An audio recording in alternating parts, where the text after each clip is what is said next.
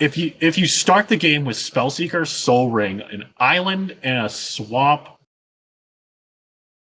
you win the game in your main phase. Your combat step of your second turn. You're just dumb.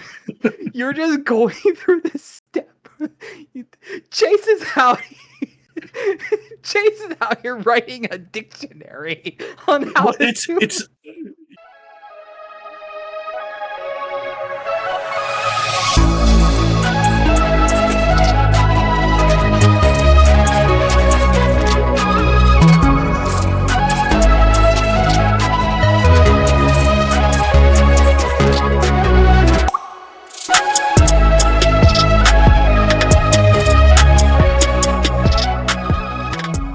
Ladies and gentlemen, boys and girls, this is the MTG Thoughtcast.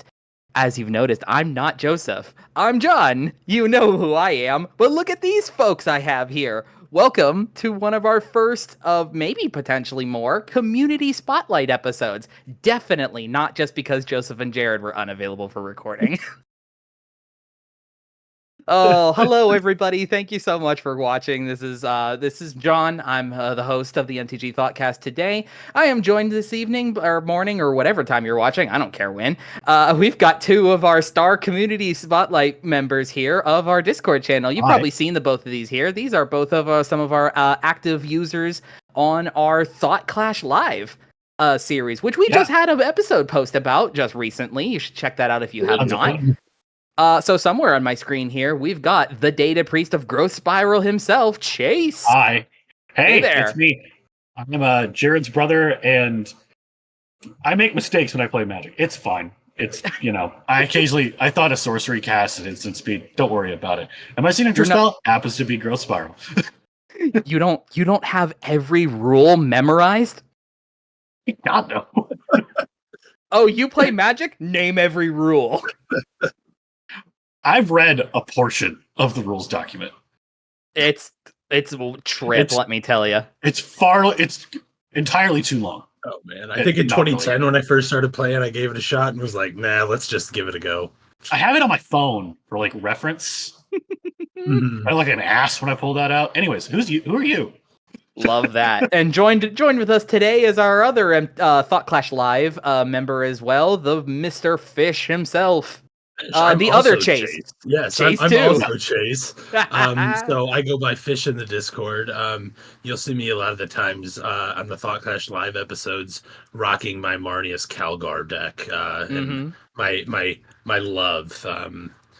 So yeah, just excited to be here. And he was our Fallout lore master for anyone who watched our Fallout Commander episode. That was me as well. I had a ton of fun putting that stuff together. The Fallout was a blast. I have two Fallout decks now.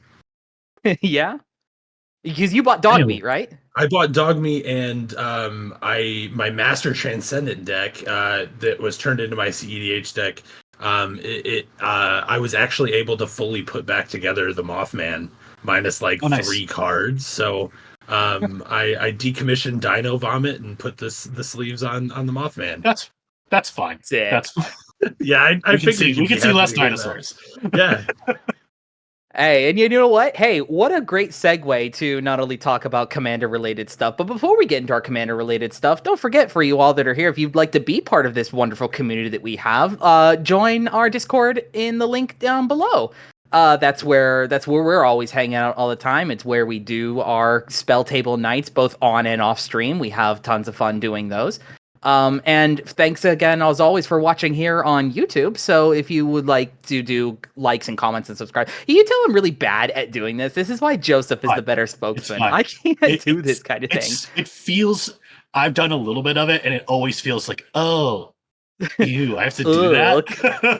I always don't like when people say call to actions. It's like, I'm not making an army rally war cry. You know what I mean? I just want those dang YouTube robots to think that we're kind of cool. I just want you to things below subscribe, and ring that bell.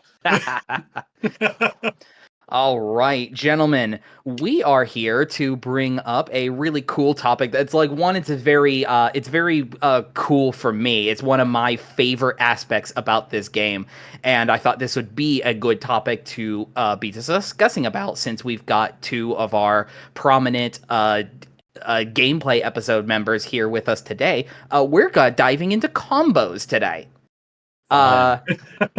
Yeah, so Excited. yeah, I'm stoked. so and you bringing up about competitive commander as well is a good segue for this kind of thing as well. Any good Magic player who knows how to do a deck construction, either by sometimes on accident, these things do happen accidentally, but and this would be the case that I argue. Commander decks, at least to some capacity, they should have at least a combo in it. And sometimes this is just an unavoidable trait of just how the game goes. Magic is huge. We're pushing what now past like 30 something odd years of cards.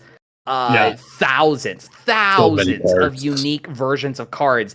Every single one of those has never been tested against each other. So any good deck build is bound to run into some kind of synergy or play pattern of some capacity that leads into a combo.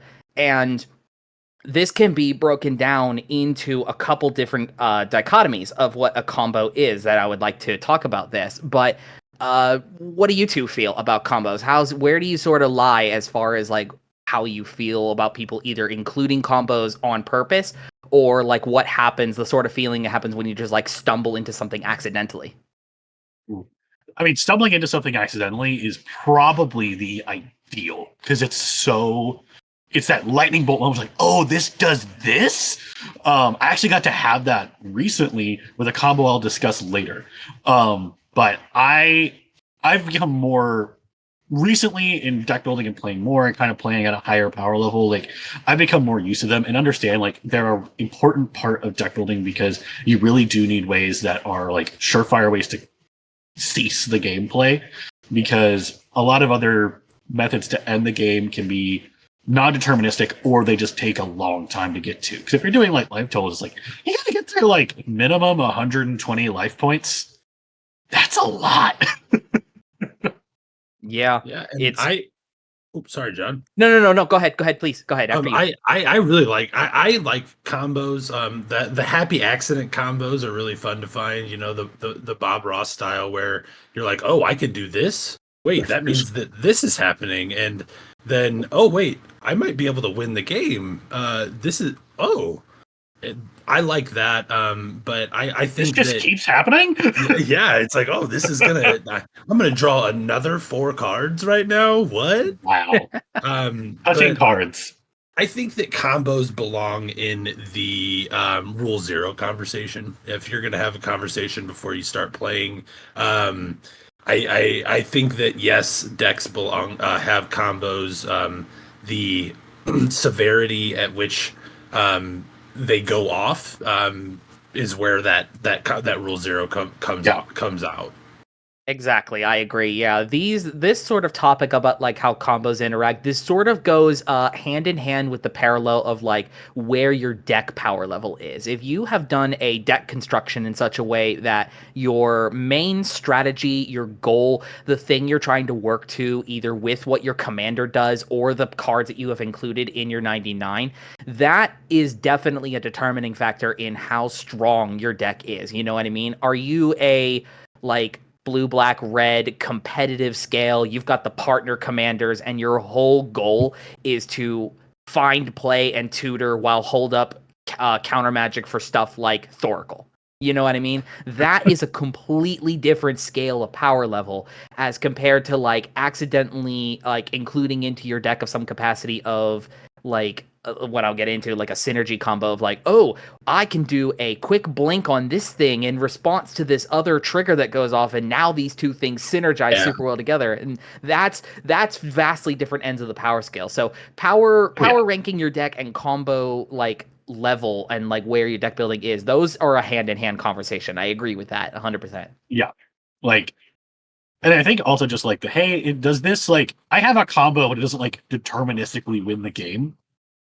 Like, or whereas like I'm one of the combos I'm going to talk about at the end of mine is like that's going in a deck that's like has a super high density of deterministic combos. It's like it's a bunch of ingredients for combos. I have a big section in my tags on Moxfield of like this is ham for combo sandwiches, and it's Combo like soup. half of the deck. It's like combo you ham. put these two things together, and I have infinite stuff. So it's like that's definitely one of those like like maybe don't play your mildly upgraded precon into this. Nice. It might feel bad. What would as just kind of pose out a question again to kind of start talking into some of my notes I'd like to bring up as far as talking about this. What is the card count that you two would cut off to say where a combo lies? Because obviously the strongest level of combos that you can pull off, obviously we've seen these kind of things in like competitive Commander, is like any especially 2 cards, like sometimes maybe like let's call 1.5, but obviously a 2-card combo pair, and especially if one of that combo pair is in your command zone, that's some of the strongest you can be. But I'm curious to see like what you think is like where's your cap as to like how many cards is before it starts just becoming a synergy pile, do you cut it off as a combo? I'll let Fish go first. For me, it's 3. Like I like to have 3 cards that can do that. And if it's 2, I feel like that's powerful. That's obviously super powerful, but anything past 3 for me, if I'm figuring it out, that's a combo I'm figuring out on the fly. I did not put that in my deck intentionally.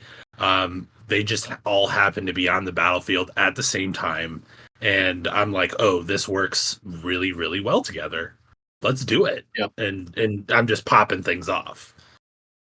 I would agree with like the majority of combos. Like after 3, this is synergy stuff, which isn't bad. That's my synergy is like my bread and butter. I'm a dirty Simic player. But I have an exception, and it's the last combo I'm going to talk about today.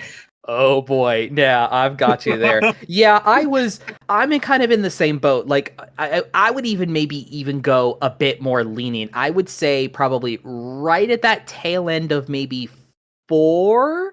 If one of those 4 cards is your commander, that's where I think my cutoff would be. 3 cards individually in your deck, or 4 cards where one of is your commander, because you've obviously it's no secret to say that when you build a commander deck, your general, the commander who you are playing, is in the thought process of why are these cards here? You know what I mean? Oh, for sure.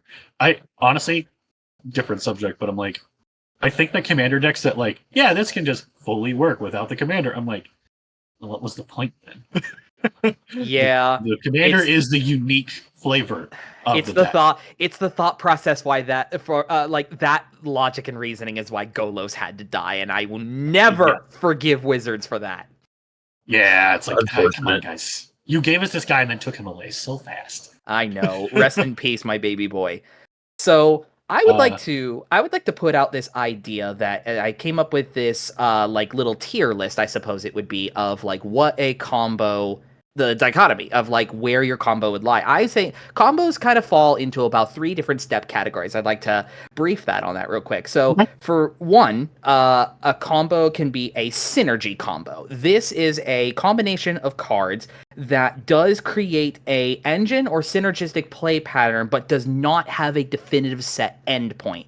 This is something that either does its cool thing once or twice or something to that degree. Non-repeatable, non-game ending, is just a couple of cards in your build, usually something related to like what your commander does, or just a pair pieces of cards together that are doing some synergistic play pattern together that they couldn't do apart from each other. So as an example of this is in a deck of my own. I play Aloro, Ageless Ascetic. He's the king of the chair. He never leaves his command zone, but every once in a while, the laziest fat giant you've ever seen. This doesn't come up too terribly often because he rarely does come off of his throne, but there is a cool synergy loop that is able to be done in that deck, and that is actually using a piece from a different combo that's in that deck called Exquisite Blood. Exquisite Blood is an enchantment that says when an opponent loses a life, or it's just when an opponent loses life, you gain that much life. Aloro has this text on him that does very rarely come up because he very seldom leaves the command zone. He has a bottom line of text on him that says when you gain life, you can pay a mana. And if you do, each opponent loses 1 life and you draw a card. You don't get to do that ability unless Aloro is down in play. These two cards together, they make a loop of themselves together, but is not deterministic, right? The Exquisite Blood will trigger when you pay the mana into a Loro and make everybody lose a life, causing you to gain that life. That then puts a trigger on a Loro to pay a mana and make everybody lose a life and draw a card.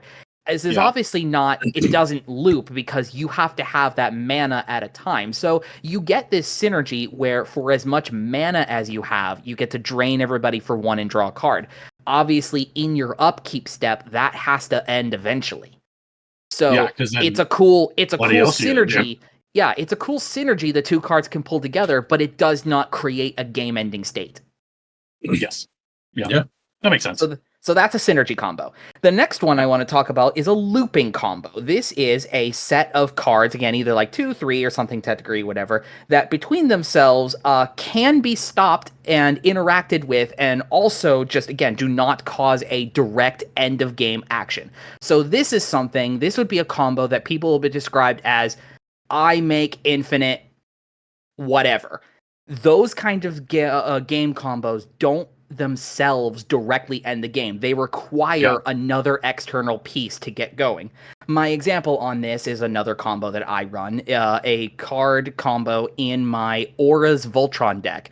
One of them is a legendary creature called Siona, Captain of the Pyles. She has a trigger on her that says when an aura becomes attached to a creature you control, you get to make a 1/1 soldier. A card that combos with it is called Shielded by Faith. It is a 3-mana aura that says it gives the enchanted creature indestructible, and when another creature enters the battlefield, you may attach Shielded by Faith to that creature. The combo that ends up happening is you put Shielded by Faith on any creature. Siona makes you a 1/1 token. Shielded by Faith wants to move to that 1/1 token. Siona sees you put an aura on a creature, makes a 1/1 token. The token wants the aura triggers Siona. So what happens in this game state is without any outside help, this creates you infinite 1/1 tokens. That doesn't win you a game, though. You need another piece. Gotta finish it off. Exactly, yes. So this is what I describe as a looping combo. Something that makes an infinite amount of a thing, but directly itself does not end you a game. And this category is probably where the most common amounts of combos that you'll find, you know.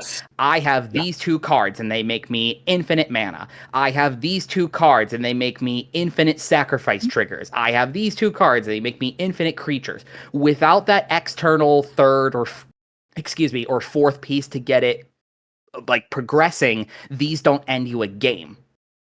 Yeah. It's giving you tools to potentially end the game, but you have to do something, and there's an intervening point there where someone can be like, "Oh, hey, you have infinite tokens. How about we play pest control?" Exactly. This is where this is a danger zone kind of combo category. Is like if you tell everybody you set up this infinite state, if you have no means to finish it forward right there on the spot, you've got to go at least a turn rotation or 2 or dig until you find the answer you need. And these kind of things is probably where people feel the sort of like salt from combos, either the people who play against them or the people who are running them, because if you don't have a finisher to go with this combo, you will be targeted as the archenemy, right? The infinite tokens thing I just said about. If I sit here, create my infinite tokens and say, pass, now I'm just going to be sitting here waiting for a board wipe to happen, waiting for somebody to fly over with extra combat damage, and that just then feels salty on my part. On the reverse of that, though, if no one around the table, and it goes back to me, can solve it, that just kind of feels like, well, here was this anticlimactic win that's like, oh, he sat here with all these creatures for a turn and no one could solve it. So I guess he just wins. And we just wasted everybody's time doing a turn rotation. So this bullet point here is a very this is the hot topic. I would claim of combos. I think like in that like particular instance, it's one of those that like you do that, and then it's like if you've got like a mature play group, everyone's like, we're gonna look at our top cards, see if we have answers, and then if we don't, very cool, we shuffle up and play again. Yeah, but again, sometimes people just want to play it out. That's a very different conversation. Exactly. And so then this then leads into the last bullet point that I have for combo, which is the combos that do this one I'm just describing as infinite out, or if you want to call it something like that. Yeah. This is a set combination of cards that do their synergy, the thing that they do back and forth amongst themselves, and directly close you out a game. So an example of this is a very classic one, Kiki Jiki Mirror Breaker, and name one of the cards that goes infinite with Kiki Jiki Mirror Breaker. Everything? I have Pestermite as an example, but you can use Restoration Angel, you can use Zealous Conscripts, you can use I'm quizzing myself here, but like, you know what I mean? There's all these layers of cards that go infinite with Kiki Jiki. But these two cards as a combo, like this, they do their thing together, and because of the nature of how Kiki Jiki makes these tokens, this is something that ends you the game directly on the spot. You know what I mean? Yeah. Oh, Kiki Jiki. And this bullet point of combos is where you start dipping into the things of like, oh, if this is a combo that I can pull either out of my command zone or my deck is built around finding this combo as quick as possible, now you're talking into higher power levels of combo. Yes. Yeah. Because it's very much that like, I think like this like tier 3 level of combo is probably what I chafed the most against until recently, which is this like went out of nowhere kind of, oh, it's done. It's like, oh, that's just it. That's how it works. I think there's a sense of like, again, the sort of anticlimactic kind of thing is like everyone has been doing their gameplay, their strategy for the last like hour and a half, and then just someone goes card, game, done. Yeah. I think it was an episode of Commander at Home. It was Kyle Hill in day 9, and Kyle Hill was playing Shabraz and Brawlin. Oh, and it's just like, I just infinitely draw and discard cards, and then everyone dies. That was probably like a curiosity combo, I believe. I think so. Yeah, it was curiosity. That episode. Yes. But I remember that episode as well. Day 9 had the best answer to this, which is the one little bit of control you can have in a situation, which is play it out. I'm gonna make you do it. Exactly, Show me how it works. Because you never know. Every time until we're dead. Yes, right? Yeah. It's like, hey, like, I was goldfishing a combo the other day. I was like, oh yeah, I've got. Wait, no, I don't. No, like halfway through. Yeah.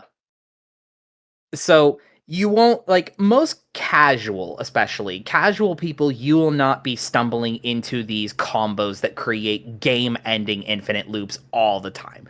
At least not without having the discussion ahead of time of, hey, this is something I have either included into my deck, or this is the strategy of what my deck is trying to do. Yeah.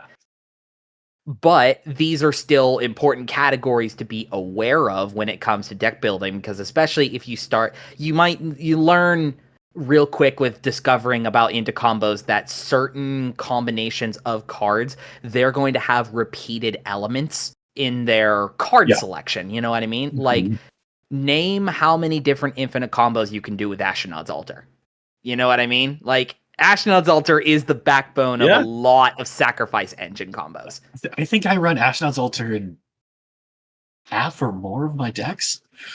Exactly, yeah. And it's important to know these sort of like what are the all-star marquee combos of your format, because once you see the pieces coming, you can be more prepared to slow them down or stop them entirely. Yep. So, that being said, I did just want to bring up about one last little, like, it's the asterisk bullet point of combos, and that is the combination of cards that result in a game draw. These are the ones you should not be including in your deck at all, because they are no fun, and you need to stop Everyone doing hates this. Yeah, that's horrible. Absolutely horrible. There's not a ton of these. There's like, because most combos, they are not a game state looping hard lock, or I guess a soft lock or whatever, something like that. It's like speedrunning terms. If they can be interacted with, then the loop stops. So an example I have of this is a combination of cards called Spore Mound and Life and Limb. These two cards together, Spore Mound says landfall, create a 1/1 sapperling, and Life and Limb is an enchantment that says forests and sapperlings you control are forest sapperlings in addition to their types, or like is as an additive to their types. So what ends up happening here is Spore Mound, landfall creates a sapperling. The sapperling is a forest, triggers landfall, makes a sapperling, triggers landfall, makes a sapperling. If no one can interact, that's an infinite loop that ends in a draw. Because if you can't stop it and opponents have no interaction with that thing either, the two cards go infinite on each other indefinitely. No more game actions can be taken. Yeah. Exactly. You have to have like a split second, like Crossing Grip or something. Yeah. So try to avoid those combos if possible, right? Like you could accidentally stumble into one, but if you're building these kind of combos into your deck on purpose, no, don't Please. Stay away, please. Please no. I would rather lose than draw out. I mean, it's cool. 100%. You did. It's like, hooray! You did the cool thing. Woo! So who won? Nobody. Oh. It's not about winning. It's just trying a little harder every time. That's a fun Rule Zero conversation. What's the point of your deck? To draw the game. Nobody wins. Yeah, it's like I don't know how I'd feel if someone sat down with that. Like, so you joke about that, but I've actually encountered somebody at my card shop before who, as a meme, built a version of John Renicus as the make you have a draw no game actions thing. There's he has this weird clause on him, I believe, at your end step. You send a creature of yours over to an opponent. It gains goad and can't be sacrificed. If this is paired with a variety of cards in blue or black that have a condition on them, like the one I have written here is called Bog Serpent. It's a black serpent that says on him that when you control no swamps, you have to sacrifice it. So if that goes off to an opponent and they control no swamps, the serpent tries to sacrifice itself, but John Arenicus's text that gets added to it says it can't be sacrificed. Yeah. So then the game checks again to sacrifice it, but it can't be sacrificed. The game checks to sacrifice it. That infinite loop of nothing. Not even a loop. It's an infinite check. An infinite check. Yeah, an infinite check where no one can get priority. Yeah, effectively, that's a magic blue screen. Yep, blue screen, hard block. That's actually what he called the deck. He called the deck Demir Blue Screen. Honestly, that's like I do find like explorations of how the rules interactions function like that really interesting. I think that's a great theory piece, but I don't want to like subject other people to it. No, of course not. Don't actively do this on purpose, but it is cool that it is a thing that the game can do. Yeah, it's like the whole concept of Magic being Turing complete. Which do I need to explain that? No, we don't have time for that. Cool. Yeah. Ask me later in the Discord. Yeah, on the Discord that you can be joining in the description down below. Yeah. It's a call to action. Yeah, I'm just gonna slowly there you go. All right, boys. I've prattled on long enough about the dichotomy of a combo. Would one of you like to start in talking about some of your favorites? I can start. I can go first. Yeah. Okay. I'll start. Fish. Rock, paper, scissors for it. Go. Okay. Flip a coin. I don't have one close. No, we're good. I'll go first. Okay. First thing is, all of mine are in my deck except for in decks that I own and I run, except for one. And we can get there when we get there. But the first point I want to talk to is about my Marnius in the game deck. This is Marnius and plus a lot of things are a combo in that deck. And you guys have experienced that a couple times, but the noted things that I liked, my two favorites are the first one is Marnius. And Marnius reads, I have it pulled up here. I just clicked out of that. For those that don't know, Marnius has an ability called Master Tactician. Whenever one or more tokens enter the battlefield under your control, draw a card. And it works really, really well with things like Smothering Tithe or something like Lotho Corrupt Sheriff, where when my friends play cards, Lotho, it's two spells, and I get a treasure token. Well, Marnius sees that treasure token, and I get to draw a card.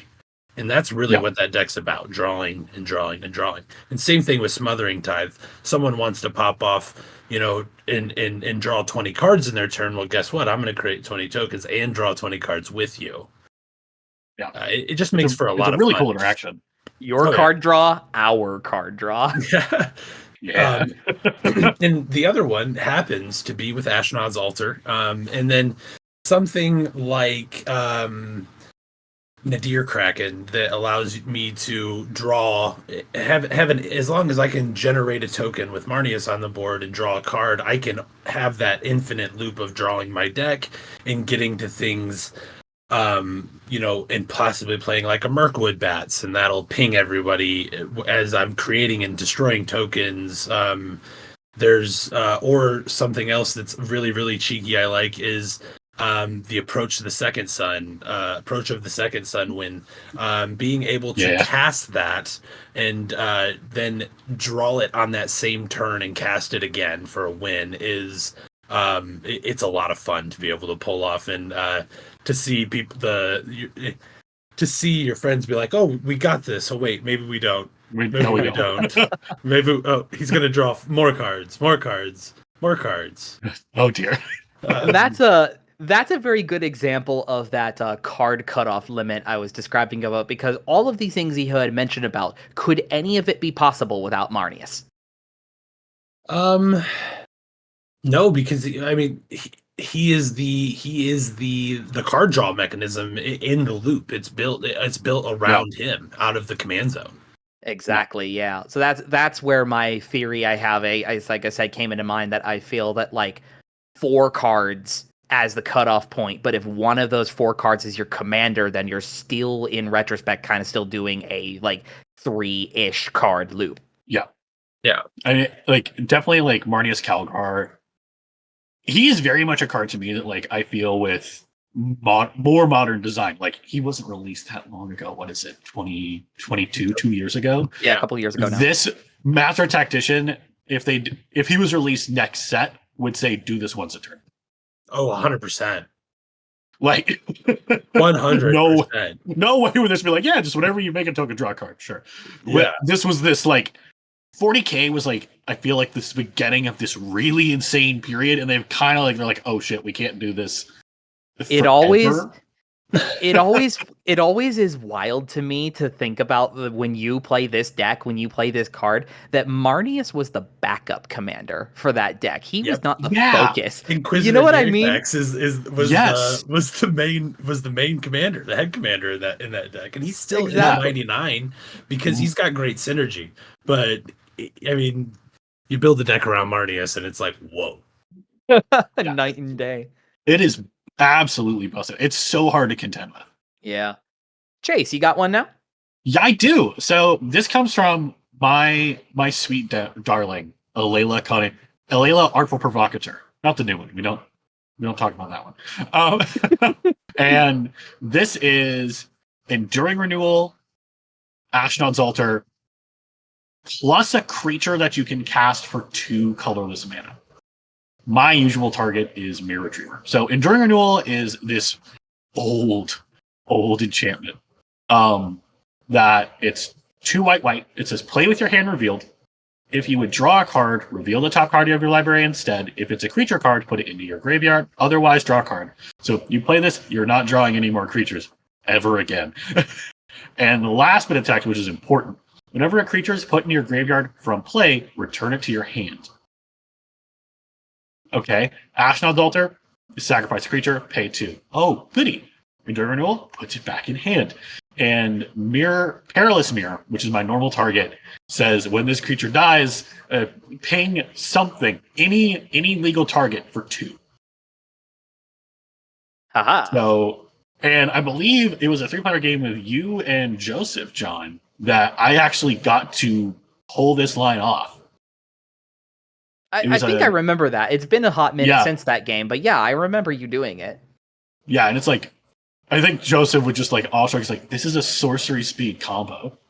And you just couldn't interact. I was like, yeah, it's dumb and stupid, but I love it.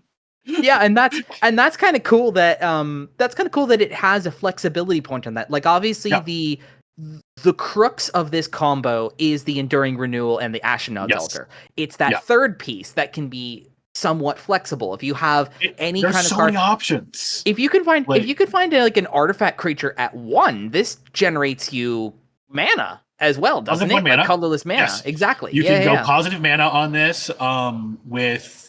There is a mirror that when it dies, it makes a mana.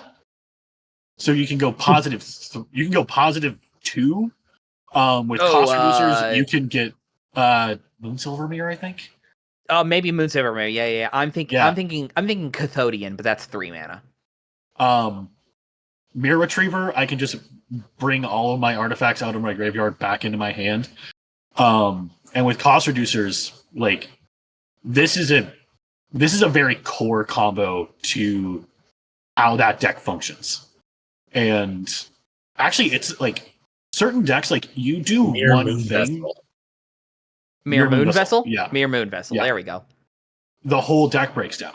Like, I was playing an environment for a while where I was told to take this card out, and Alayla did not perform well for a solid year. I was like, why? Oh. Because the combo's gone. Because I turned off, like, the big power switch.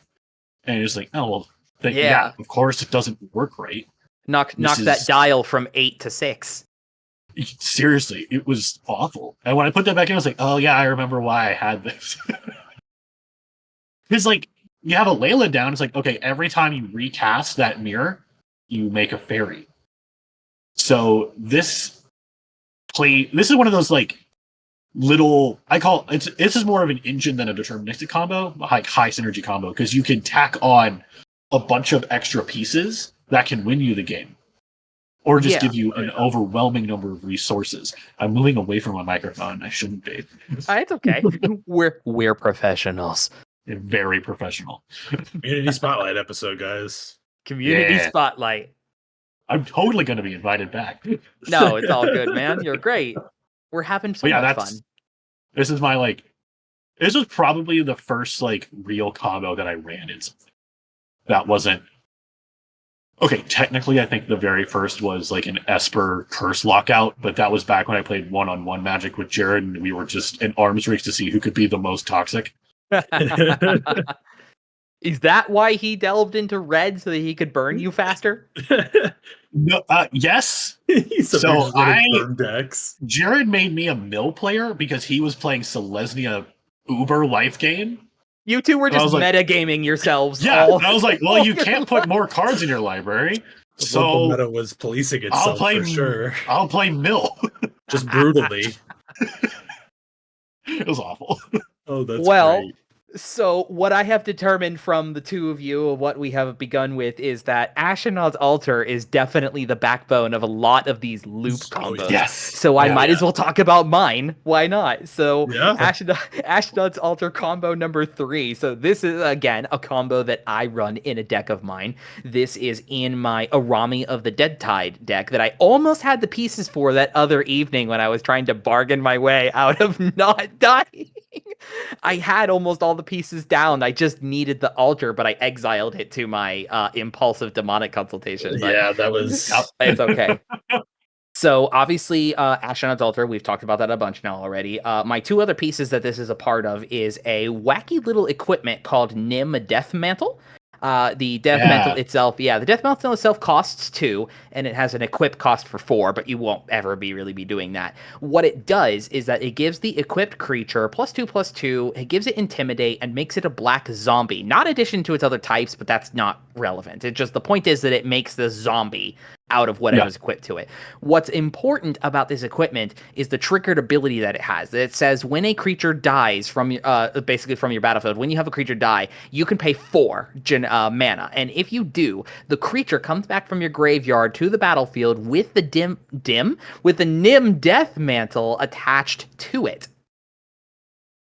This paired off with any creature in this deck specifically, it's going to be Grave Titan, but any creature that can have itself and at least one other creature, like a token for an infinite loop of like death triggers, but any creature past the second one, then you can generate infinite of another. So Grave Titan as an example. Grave Titan says on enter the battlefield and attack, it creates 2/2/2 zombie tokens. So what you can do with this loop is the Grave Titan comes into play normally, sacrifice the 2 zombie tokens into the Astronaut's Altar, and then you sacrifice the Grave Titan. You now have 6 colorless floating mana that you then use 4 of it to recur the Grave Titan. You're now back to where you started with 2 colorless mana. And you repeat this over and over and over again. At some point, you can then just do a zombie token and the Grave Titan. Now you're net neutral on mana, but you're now generating zombies. And all of this time is anything on your board that triggers about sacrifices, deaths, or enter the battlefields, or creatures entering. All of that is going together at the same time. Again, this is a loop combo that like these 3 cards by themselves without outside help does not win you a game. It's powerful, but doesn't get you anywhere. You need one other piece down of some capacity, either a card that cares about when a creature of yours dies, or when a creature enters the battlefield, or when you create a token of some capacity, you know? I like this combo a lot though, is that because like your creature that you use can be flexible, and because Nim Death Mantle and Astronaut's Altar are colorless, you can slot this into more than just you can slot this into more than just a graveyard synergy deck, right? So like if you took a white creature as an example that is able to create a bunch of tokens as it comes into the play, you could slot this Reanimator combo into a mono white deck if you really wanted to. Yeah, it's really nasty. I've got Commander Spellbook up, and I just decided, it's like, hey, you know, like, how many combos have Astronaut's Altar as a part of them? 2,600 on Commander Spellbook. Yeah, include Astronaut's Altar, because it's one of the it is the premier like repeatable sack outlet. Yeah, for creatures at least specifically, right? Like you go into like artifacts and you're talking like Krark Clan Ironworks now at that point, but like for creatures specifically, because you can make more of a loop out of those, Astronaut's Altar is a huge backbone to that. Oh yeah. So I'm thinking about all the other combos that Astronauts works with in Marnius right now, and I'm like, man, it's crazy. Like, and just take a token and throw it away and get 2 colorless mana. That's like everything in the world. All right, who's got another one? Got one. If we want to keep going in the same order, I've got Eowyn Shield Maiden is the next thing that I want to talk about, and this is one of my decks that I have not done very much to, but still seems to perform at a very high level because of what Eowyn does. And I'll read. She's got First Strike. She's a 5/4 with First Strike. At the beginning of combat on your turn, if another human entered the battlefield under your control this turn, create 2 red human knight creature tokens with Trample and Haste. Then, if you control 6 or more humans, draw a card. So not only are you getting 2 creatures that can attack that turn that they're generated, you also get to draw a card. There's a lot of different humans in the deck that she combos really well with, but the one that I really like the most, and the one that people seem to want to remove the most, is Theoden, King of Rohan. And this is whenever an Theoden or another human enters the battlefield, give another human double strike. It's so dumb. Um, and it's I mean, I don't know if John, if you've had the pleasure of experiencing that particular thing just yet, but it also combos really well with something like Burgond of the Guard, excuse me, these Tales of Middle Earth cards. Whenever he or another human enters the battlefield, It's Baragond. Baragond, thank you. Baragond. Baragond of the Guard, or another human enters the battlefield. You're under your controlled creatures. Your creatures get +1/+1 and gain vigilance until the end of the turn. So just crazy things being able to do that. Play a human and then move to combat. More humans come into play, and those things are triggering more and more and more. Yeah. It's a lot of fun if you want to go real fast and do a lot of damage real quick. Yeah. It can happen. And the thing with combinations like that is like that's completely fair and normal. That's what the deck is trying to do. This is why I said that like combos like these fall into a tier list of a category. All of that you had mentioned right there, none of those is any kind of capacity to do infinitely. You know what I mean? You don't have a combination of humans there that is like perpetually popping out a human one at a time. This is a synergy combo, right? You have just all it looks worse than it appears. It's just when you have all of these stacked up on top of themselves, it looks like it is doing something that is like just repeated, infinite. This is going to make you the game, but you're limited to just the resources you have on hand, and then eventually it just stops for the turn, right? Like you eventually reach your end step, and it's like, okay, well there, my humans did their thing, they did their combat, pass. Yep. You know what I mean? That's just a synergy combo. So that strikes me as funny that people are like, is what you claim is like they really want some of those cards taken out of that deck, because like how is a especially a type matters synergy like that? How is that any different than like me playing slivers or somebody playing goblins or elves or merfolk? I wouldn't say that it's been called to remove. I would say remove from like when it enters the battlefield, people are like, get that out of here now, because we're like, that's we're in trouble. Because if he's able as someone who's been on the receiving end of this, particularly because the fact like this is in Jeskai, so you have that red go fast element. Like this can oftentimes happen way before the rest of the table can like actually defend against. Oh, hey, we've got like 4 humans that have double strike just here now. Well, I mean, I remember one time I had done 40 damage by turn 5 with this deck.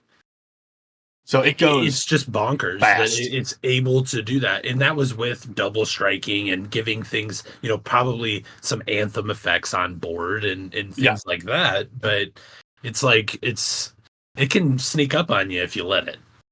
Yeah, those sneaky humans. I'll tell you what, sneaky little humans, man. Yeah. So it's a very efficient deck, and it's probably, I mean, it's out of the like Lord of the Rings precons, it's definitely one that doesn't require like as much tinkering with for it to be really dangerous. Because I mean, you don't have to change the face commander. Like the Foul Set of Midas Morgul is like, okay, you kind of have to mandatory change the face commander of this because it's just bad. Yeah. One of the 7 versions of Sauron they printed. All right, Chase, what you got? Okay, we are going back to my baby, my jewel, Alayla, for a brand new combo that I haven't gotten to put online yet, but I'm very excited because the vault from Thunder Junction. Half of the cards in that are just 3D printers. And there was one the big score sheet, right? The big score sheet, yeah. It's like, here's a bunch of 3D printers, have fun. And one really caught my eye, which was Transmutation Font, which it just says tap, create your choice of a blood token, a clue token, or a food token. You can pay 3, tap it, sacrifice 3 artifact tokens with different names, search your library for an artifact card, put it on the battlefield, then shuffle. Now Mhm. this combo combines really well with good old Academy Manufactor, which if you make a blood, a food, a clue, or a treasure, you make one of all three. Tasty. And then one more card, a third, Clock of Omens, which says tap 2 untap artifacts, untap an artifact you control. Yes, sir. So you get all. Now the thing is, you have to have all three of these down, which is a total of looks like 7 mana. 10 No. mana. Oh, Clock of 4, Omens is 9. 4. Clock of Omens is 4. Transmutation Font is 5, and Manufactor is 3. Aha. So it's 11 or it's like 11 mana to It's a lot. have this. 12. It's 12 to have this online if you're not playing cost reducers. But I pay my taxes very well. I do. I promise. So what this does is as soon as you get Transmutation Font out, you tap that, you make a food token, you get a clue and a treasure, you tap the clue and the food, you untap Transmutation Font, and you keep going. So what this does, if you cycle through those, you get an infinite number of tapped and untapped treasures, tapped and untapped clues, and tapped and untapped foods. Yeah, then if I recall correctly, food and clues do not require tapping to activate their abilities, correct? I don't believe so. Yeah. I think Food maybe does, I think. I think you have to tap food, and I'm pretty sure you have to tap clues as well. Nope. Clues are just 2 No? sack draw. Yep. Oh, yeah. So food is tap, clues are not. Yep. So when you hit a state, then yeah, like you said, is that with whichever combination of tokens that you end up tapping for the Clock of Omens trigger, you end up with a deterministically infinite amount of that one. So in theory, you could then start pumping your untapped treasures into your untapped clues. And now you've turned this artifacts combo into a infinite draw combo. Yeah. Effectively what this reads is, because you can continue cycling through those to make an infinite number of everything, always. So it just reads, put your library in your hand and play everything. Mm-hmm. Sounds good. That's really neat. Yeah, This is really cool as well that all of these pieces are colorless as well. You'll notice this is you can stick this anywhere. Now again, as you had mentioned, 11 mana to get going, but 12. Oh, 12, excuse me. Yeah, I think it is 12. Yeah. And these are all pieces that like your opponents are going to see like, oh, no. Why would I let you keep that? So I would argue that this is where learning the strengths and weaknesses of combos comes into play, because if I were to see a card just like Transmutation Font, I would just see something like that as like, oh, well, there's a cool little like token synergy piece that maybe can dig something out in the future. You know what I mean? To me, as the 3 cards that are listed right there, like, yeah, obviously, like, on the scale of it, like, Transmutation Font's probably down at the bottom as far as, like, the tier where the 3 are. Clock of Omens then probably falls in the second spot because, again, basically no-cost untapping is always dangerous because, like, you can get into, that helps you build into loops like these. Everybody knows what Academy Manufacturer does and the stupid things that it is able to do, so that's where learning what kinds of cards to be watch out for when the strong piece comes into play, you know, because Manufacturer is good even when it's not doing combo related stuff. Yeah, like, oh, make a treasure? Here's a clue and a food. That's always going to be broken. Exactly. So, I can't tell you the amount of times it's been taken care of rather quickly when I play it in my Die 4L or my Deep Blue Sea precon. Nobody wants that around. No. Right. So this is where I would argue that sequencing comes into a very important aspect if you are the person who is trying to assemble these combos. Put 100%.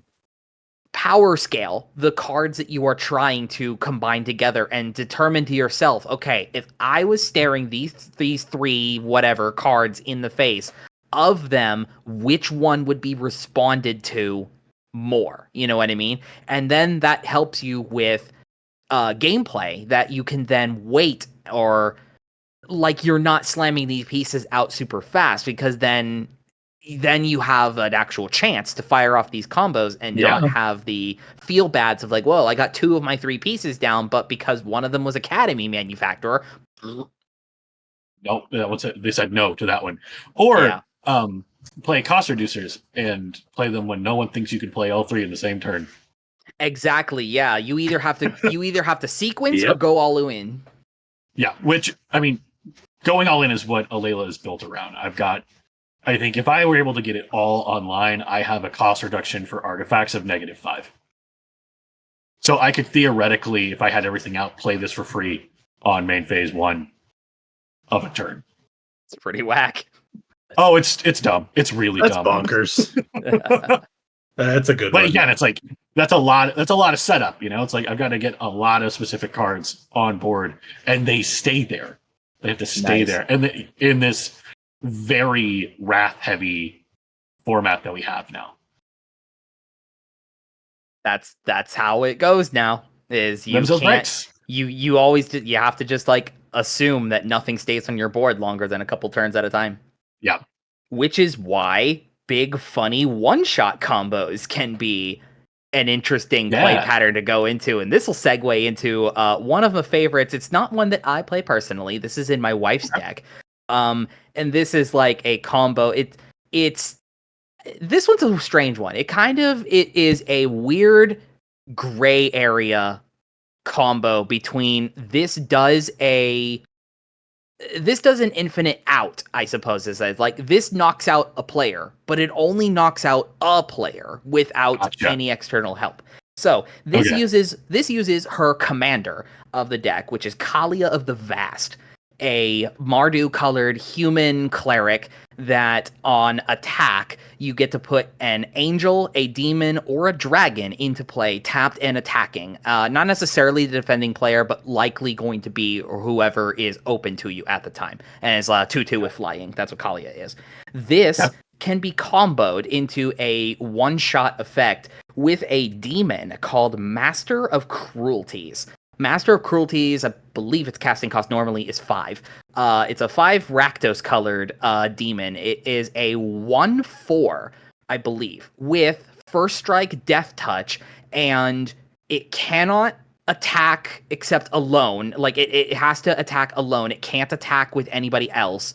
And if it would deal combat damage to a player, it instead reduces their life to 1. No.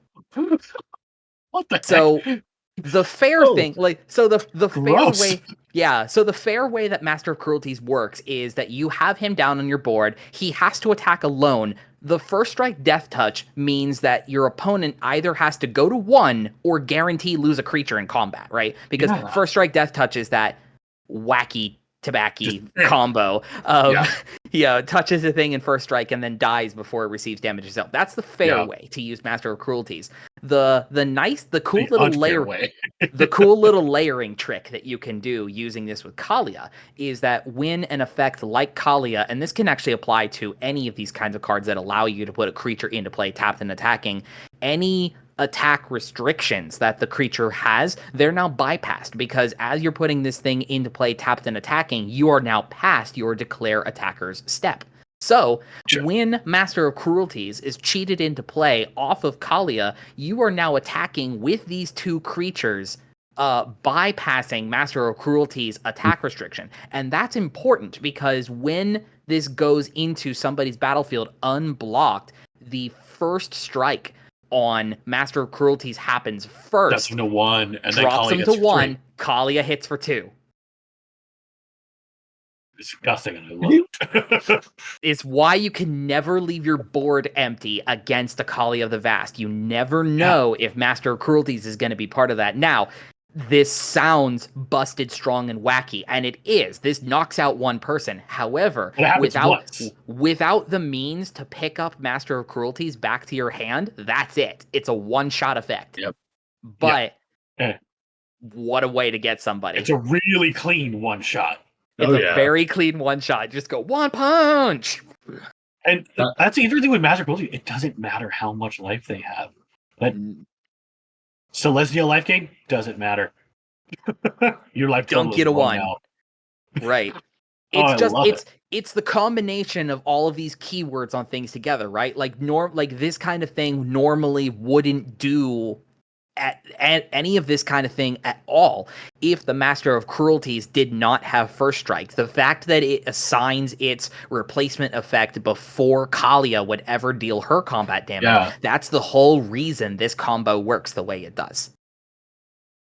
So obviously, if you ever are playing Kalia the Vast, this is kind of like auto-include number 1 when it comes to building Kalia the Vast. But if this is like a combo that you want to try, because you're in these right colors to do all kinds, like you've got black, you've got how many demonic tutors are there? Demonic tutors, diabolic tutors, white as well is also pretty good at digging out creatures as well. Yep. So if you want to build around this combo, you just need to include a couple pieces in your build that allow you to pick up a creature back to your hand, or from your graveyard, I suppose, would be a good way to do it as well. Like put sacrifice outlets on your board, and then you're in the black colors. You just need one of those things that, like, at your Dread upkeep, Return.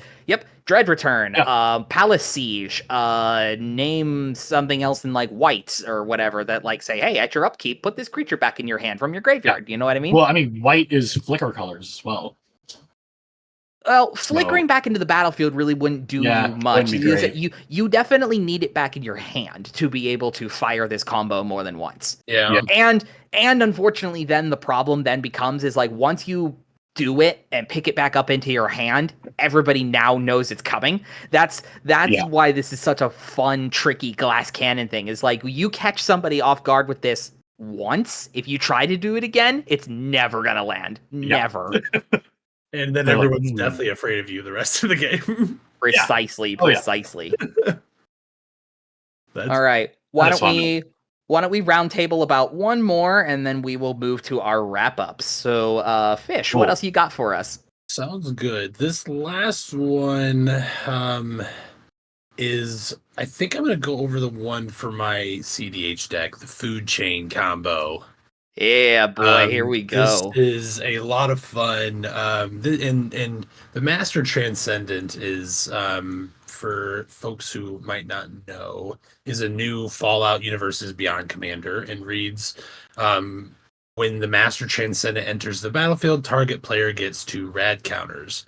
He has another ability, but for the combo, the other ability isn't really, it doesn't really matter. But so essentially, this is what this deck is built to do. It has an alternate win con, the Thoracle stuff and all that in there, because it's CEDH, max power. Everything you can to win needs to be in the deck. But the deck is actually built around food chain and a combo built around that. So food chain is 2 and a green, exile a creature you control, add X mana of any one color, where X is 1 plus that exiled creature's mana value. You pair that with something like an Eternal Scourge or Mist Hollow Griffin, cards that can be cast from exile, and you can create a loop that generates infinite mana. And it also can generate giving your opponents infinite rad counters. And then they will have to go to their upkeep and will die in their pre-combat main phase if they can't win in their upkeep. That's cool that they get like a shot to be able to try to do something in their upkeep, but otherwise it's just like the death looms. Yep. And that's that I think that's why I wanted to build my CEDH deck around something that wasn't, yes, it has the Thoracle combo in there, but that's not the one thing that it does. It's a backup.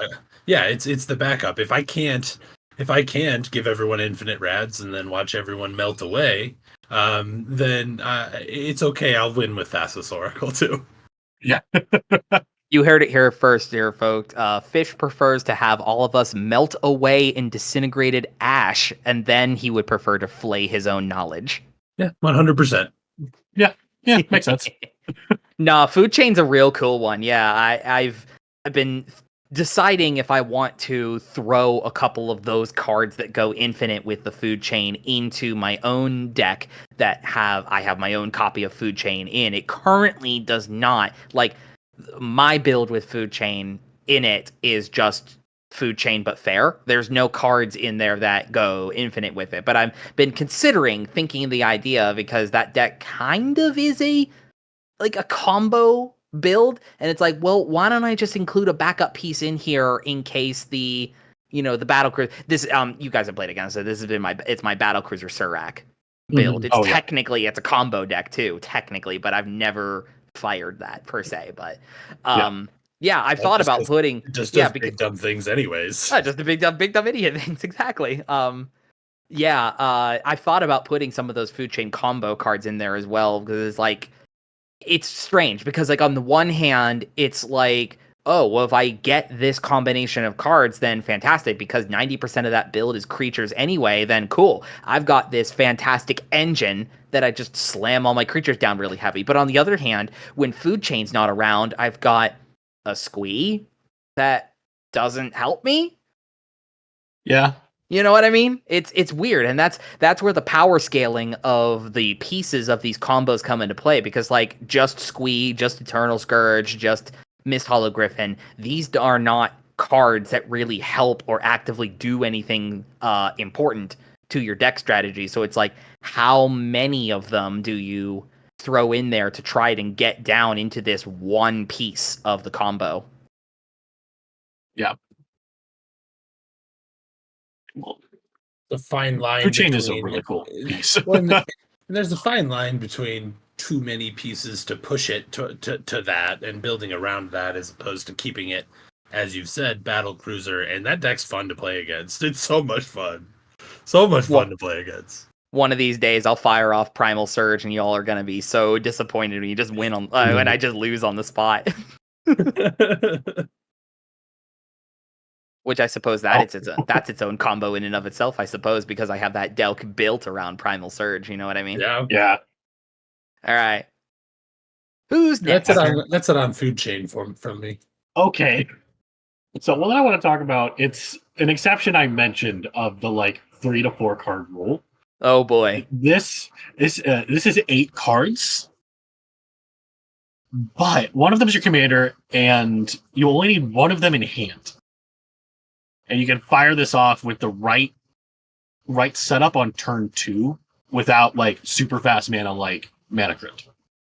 So this is Anala, Archmage Ritualist, who is an Eminence commander. So we were already into, this is going to be super dumb, right? The broken knob is going up. Yeah, we are turning. All right, I put Anala's on the grocery list. Next. Yes, Spellseeker is a wizard that when Spellseeker enters the battlefield, important, you may search your library for an instant or sorcery with a mana value 2 or less, reveal it, put in your hand, shuffle. So Anala, her Eminence ability is when a wizard enters the battlefield under your control, you may pay 1 generic mana, make a copy of that wizard that has haste, and then you exile at the end of your turn. So... I think I know where this combo is going. So... cast Spellseeker for 2 and a blue. Spellseeker goes on. Anala trigger goes on. You don't pay for it yet. You go and find Culling the Weak. You have 1. So this setup requires 2 generic, 1 blue, 1 black. You use the 1 black mana to cast Culling the Weak, sacrificing Spellseeker, using 1 black mana from Culling the Weak to pay Anala's cost, and you get a copy of Spellseeker, which then gets that searches out Unearth, and you kind of loop through grabbing Culling the Weak, Shallow Grave, Burnt Offering, Finale of Promise, Reanimate, Entomb, Unearth, and then at the end Archaeomancer. So you're looping through these. I could go through this, but it's a 25-step combo. I can't wait to be at the table when you have to go through it, because I'm gonna need an instruction. The biggest thing is that Archaeomancer has to be in your library. Otherwise, it costs way too much mana to start this. Because Archaeomancer costs 2 blue. So, but at the end, it gets to your last 4 steps are you resolve an Archaeomancer trigger, putting Burnt Offering from the graveyard in your hand, You sacrifice Archaeomancer to Burnt Offering. Burnt Offering, it's a sorcery or an instant, I believe. It's an instant, or it's a variable card, so it's interrupt still. You cast it, sacrifice a creature, add that creature's CMC in a mixture of red or black mana. So sacrifice Archaeomancer to Burnt Offering, adding 4 black, resolve the Anala trigger, making a token of Archaeomancer with haste, leaving 3 floating, return Shallow Grave, copied with the token's ETB, Shallow Grave, Archaeomancer, return Archaeomancer back, leaving 1 black floating, and then keep doing that. So what this ends up with, you have an infinite number of hasted Archaeomancers on the field, an infinite number of death triggers, infinite ETB, infinite leave the battlefield, infinite sacrifice triggers. You can do this on turn 2. with a Spellseeker in hand. Yeah, if you start the game with Spellseeker, Soul Ring, an island, and a swamp, you win the game in your main phase, your combat step of your second turn. You're just really dumb. You're just going through this step. Chase is out here writing a dictionary on how yeah, okay, like this is like an established combo for like what Anala does. It's like she just breaks wizards so hard. And like I read like a 10-ish page paper on what they call Spellseeker pivots or Unearth pivots, I think, because you can have like if you don't cast this on turn 2 with a perfect hand, you'll probably have elements of this that are already in hand, so you can like, I can go and grab another card or another creature to like do this with. Yeah. So like I added Wonder into this deck as a specific pivot that I can grab and put in the yard. So it's like, now all those tokens have flying. Not that they need it. I have an infinite number of them. But, it's funnier that way. So you don't die on the crackback. Yeah. Well, I mean, there is no crackback after this because the tokens have haste. There is no crackback. You're just dead. Yeah. Yeah. And like, so it's a very deterministic combo. It's long but it's one of those that like, ideally you're pulling this off before other people realize it's like, the game is over. Time to shuffle up, go again. Yeah, it's like when is the game over when someone has not even all of their colors yet? Because this is a Grixis deck. You just have 2 colorless, a black and a blue, black and a red, black and a blue. Yeah, it was like I don't have all my colors. I can't cast my commander. What could I cast? I don't know, everything. How about this shopping list of instants and sorceries from my library? Yeah. And I understand, like, the first time we do this, I will have to demonstrate it, but after that, it's kind of like, I'd love to see it. I'm very excited. Please don't make me read this again. Yeah, it's like, it's one of those things, like, it's a very interesting, like, the stack interactions of it are really important. Because, like, the first step is like, hey, you don't actually have to pay for a trigger until it resolves with Anala, so you can put something in front of that, and that's how this works. Because like you're putting that Culling the Weak in front of the Anala trigger to pay for it, because you don't have any mana left. So it's a very like I was reading, it's like Anala's played in CDH, but it's like high level because it requires a ton of deck knowledge, and like the rest of this deck, I think there's 19 documented combos in this. I'm going to need you after this recording session, use your data wizardry to make me a flow chart on how the Anala combo works. Actually, I'll send it to you. There's a guy who made a website that walks you through it. Oh, really? Yes. Will I be? That's hilarious. That? Also, yes. Or great. The lovely Commander Spellbook has a guide on it as well. Is this gaming strategy guides in 2024? Where you need a website on how to walk through a Magic combo? Yes, apparently. I mean, it's one of those things. Like, this is a one-off edge case of a commander they printed in 2017 that just an experiment they haven't really repeated, because it's like, and then it's repeated once, right? With that Knights deck from March of the Machine. Yeah. Mm-hmm. Yeah, like they started with Oloro, which was like the original Eminence, which was really just he's in the command. He exists, gain 2 life with upkeep. Whereas with the actual 2017 cycle, it was kind of busted with, Ur-Dragon being Ur-Dragon. Markov. Edgar Markov's like, play a vampire, get a vampire. Oh, What? and what was it? The cat? Oh yeah, the cat was probably the most fair of all Oh of them. yeah. Oh yeah. And then Anala, which is like secretly the most busted of them all. Just because of, hey, you want to break wizards even more than they're broken? And then Sinar Jabari was like the newest one that they did in March of the Machine. Which, I mean, he's still like something to contend with, but nowhere near the level of mistakenness that 2017 was. Nice. So I'm very excited. I'm like 20 cards off of having this ready to go. Well, allow me to wrap us up and dial it back with only 2 cards this time. Only 2 card combo, I promise. However, this is a 2 card that doesn't do anything for you. Again, this is another one of those that like it puts you in a safety lock, but you have to have another piece to continue off with it. So how would you feel about a combo that you can do in mono white at least that keeps you alive forever? Okay. Yeah? I like the sound of that. All right, let's talk about a dinky little enchantment called Solemnity. Solemnity is a 2 and a white. You know where this is going. I've never heard of this card, baby. so I'm intrigued. Oh, you're intrigued? Okay, here. Oh yeah, all right. I'm here for the ride. All right, so Solemnity is definitely the backbone of the 2 card combo because the combo just can't really do its thing without the effect that Solemnity does. So Solemnity is 2 and a white for an enchantment. It has 2 lines on it. It says, players can't get counters, and counters can't be put on artifacts, creatures, enchantments, or lands. So, by itself, a Master Transcendent hoser, because no one can get counters. I was like, well, nobody's getting rads. Yeah. Some other funny, wacky things that you can do with this is play into the aspect of it that says that your artifacts and lands and things like that can't get counters. So a funny one that you could pair this with is Dark Depths. You have Dark Depths come into play. It can't get any ice counters. Instantly pops into Merit Lodge.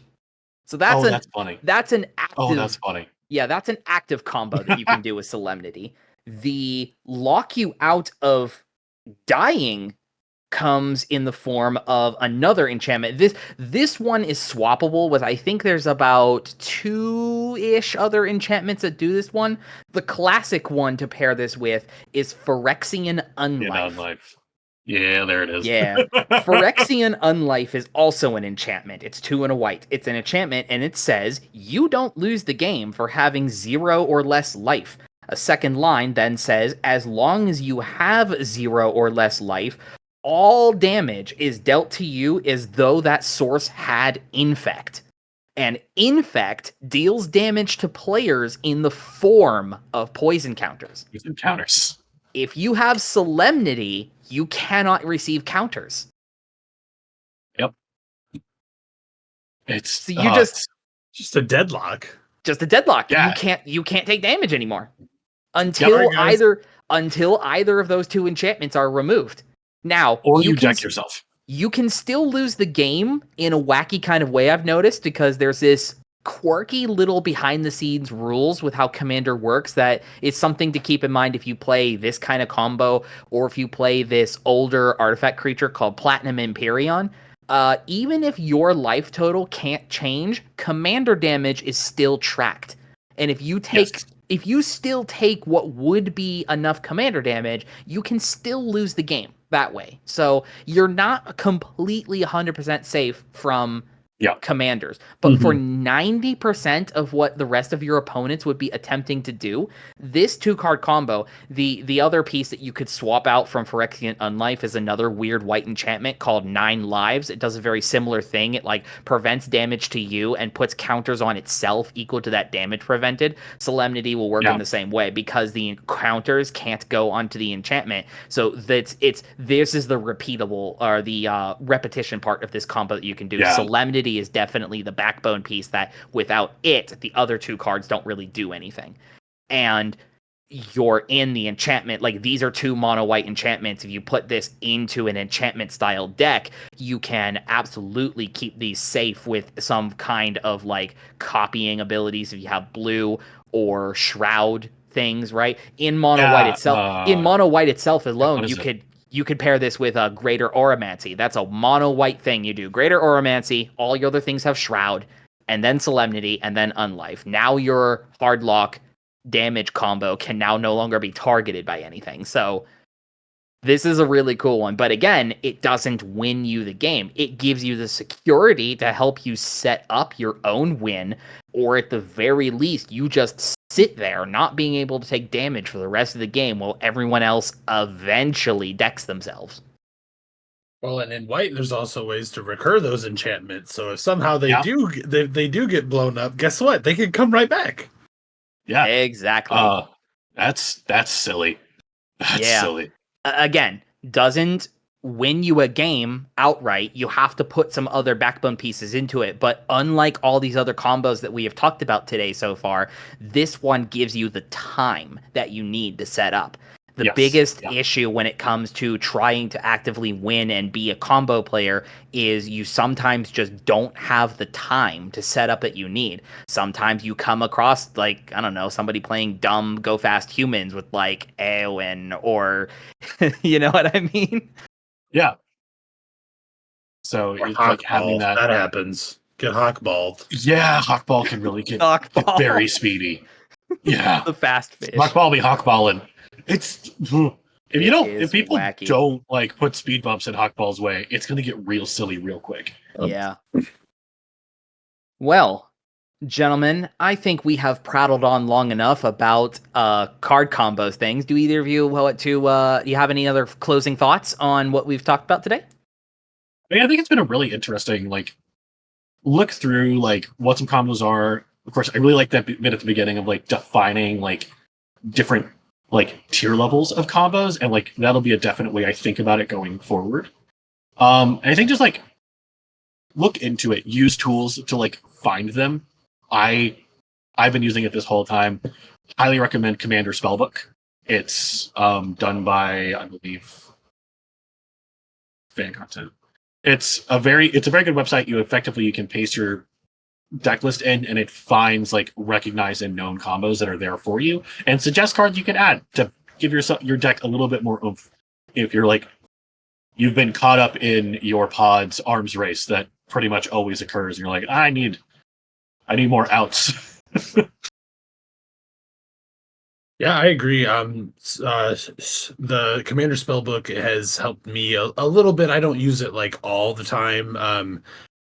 Also, joining the Discord, that's where I've gotten a lot of help building decks. Joseph, and everyone, and Jared, who are not here, who are, that's who normally would be here instead of chasing myself. They help a lot. All the members in the Discord help out a lot with a lot of that stuff, and getting to know different combos and that MTG knowledge up, so you feel comfortable slinging spells by yourself, I guess. Yeah, I agree. To just reiterate my point that I've made before about talking about these kind of things, is it is good and it is important to be knowledgeable about these kind of things on both ends on how you feel about combo. Are you are you sick of running into a combination of cards against somebody's deck that even if they play it a couple times over, you just sometimes just don't see it coming? Okay, talk to them about it sometime if you want to. Be hey, what are these kinds of cards? What are you using here to make this combination go off? How can I spot it to help have a more enjoyable game experience? And then on the other end of that as well, if you are looking to start including too, because I think I opened on this remark that I said, and it might be my own personal hot take, I think every deck should have built into it on purpose a combo of cards that can actively help you win the game. Does it need to be the linchpin of what your deck does? No, I don't think that is healthy deck building. You can't have every single deck of yours rely on your 2-card infinite combo all the time. That will become stale, that will become repetitive, and people will want to stop playing with you because you're not doing anything different or fun. Or like, sorry. No, go ahead. I mean, if that's how you build, like your deck does a thing, your pod's gonna solve that fast. Exactly. Like, as soon as they meta catch building. on. Joseph's an advocate of that all the time. You find yourself against the same person who plays the same deck and wins the same way. You're gonna start including cards in your deck, either for fun or no fun. Like, I don't know. Joseph's always an advocate about doing meta building. I feel like I take that kind of thing personally, you know what I mean? Is like, I wouldn't want people meta structuring around what I play, because now that makes me feel like I'm doing something wrong. And so that just ends up being a cascading domino effect. So that's how arms races kick off in pods. Exactly. And that leads to this endpoint where everyone is playing like tier 9 CDH. And you kind of sit back and you're like, how did we get here? Where did the time go? What happened? But yeah, so just like, just learn strong combo pieces. Again, what have we learned from today? That like counter or remove Ashnod's Altar. Counter remove Ashnod's Altar. You got it, my friend. Don't let it stick. That is 100% the truth. For anybody who has just skipped to the end of the video and has gone too long, didn't watch, Ashnod's Altar. Thank you for watching. It's a problem. Absolutely a problem. Fish, Chase, thank you so much for wanting to be a part of this first community spotlight. It's been a pleasure hanging out and chatting with the both of you.